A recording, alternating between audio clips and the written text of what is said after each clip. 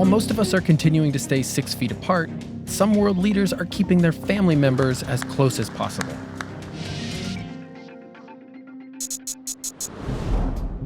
At a cathedral in Brazil's capital, President Jair Bolsonaro was confronted by a reporter who asked about allegations of funneling government money into his wife's bank account, historically a place that government money should not be.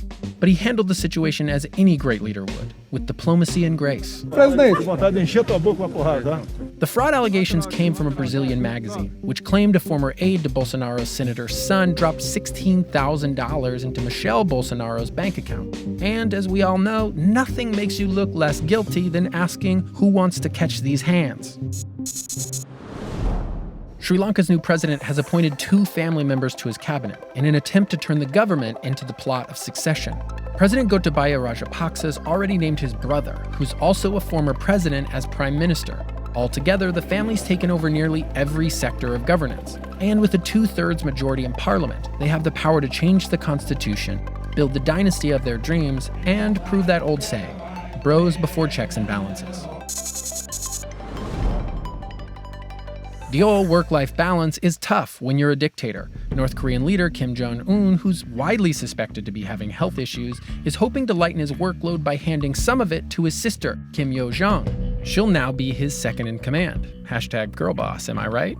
Sister Kim will take over relations with South Korea and the US, which isn't necessarily good news, since political analysts say she's just as into the family's tradition of tyrannical rule as her brother. The Malian military took down the country's greatest nepotist, but now, just like you should do with everyone you love, it's let him go. A military coup forced former President Ibrahim Boubacar Keïta to resign on TV, jailed him, and took over the country.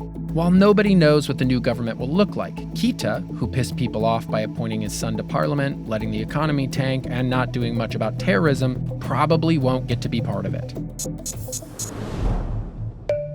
The Trump spawn showed up and showed out at the RNC, trying to get their father reelected. My father is the only person to challenge the establishment. Meanwhile, President Trump's largest adult son, Eric, is learning nepotism isn't all it's cracked up to be. Eric's been running the Trump Organization since his dad put it in the world's most visible blind trust at the start of his presidency. But the cushy job seems to have gotten a little rough. The New York State Attorney General says the organization might have inflated assets and duped investors, and has called on a judge to order Eric to answer for the org's questionable math.